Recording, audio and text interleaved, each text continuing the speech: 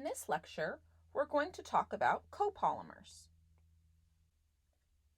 All of the polymers that we've looked at so far have been homopolymers, meaning that they are synthesized from one monomer. You can see an example here with methyl vinyl ether being used to form polymethyl vinyl ether. The two carbons from the double bond are shown here in the polymer. And the polymer chain is a carbon chain. 2-methylpropene is down here. And you can see the two carbons in the polymer. The two methyl groups hanging off the side here are shown there in green. And this is also a carbon chain polymer.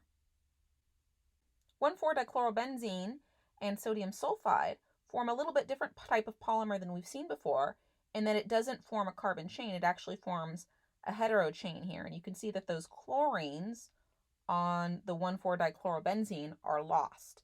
This is actually a polysulfide, and this is an interesting polymer. The main idea here being, though, that we have one monomer, or in this case, two things that form a single monomer. So that means we have one unit that's repeating over and over again, and that's what we're saying when we're talking about a homopolymer. Copolymers, however, come from two monomers. In this case, you can see a rubber copolymer that comes from butadiene and styrene. That means that some of these units come from the 4-carbon butadiene, and some of these units come from styrene. So I'm highlighting in green here every unit from 1,3-butadiene. And you can already see the styrene units here highlighted in red.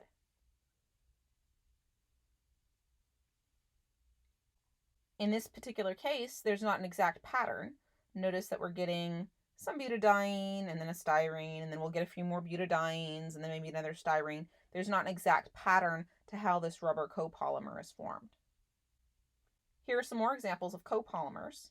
The polymer shown here is saran, which is used in saran wrap. And we can see the two monomers that are used to come together to form this copolymer. And we have several repeating units of chloroethene, and we also have several repeating units of dichloroethene. Nitrile is shown here, where we have a butadiene as well as an alkene coming together to form the polymer chain. Well, these figures don't show you how the repeating units are working out. There are lots of different ways that these copolymers can form. So you can get something that's alternating fairly evenly, where we have one monomer and then the other, and then one monomer and then the other. You can also get a block copolymer, where you have one monomer connecting several times, and then the other monomer coming in several times, and then the first monomer. Some copolymers form randomly, like this one here. You can also see that there's a certain type of polymer called a Graft copolymer, where we might have one main chain that consists of one monomer, and then we have other pieces that come off that consist of the other monomer. So these are some of the different ways that you can expect to see copolymers form.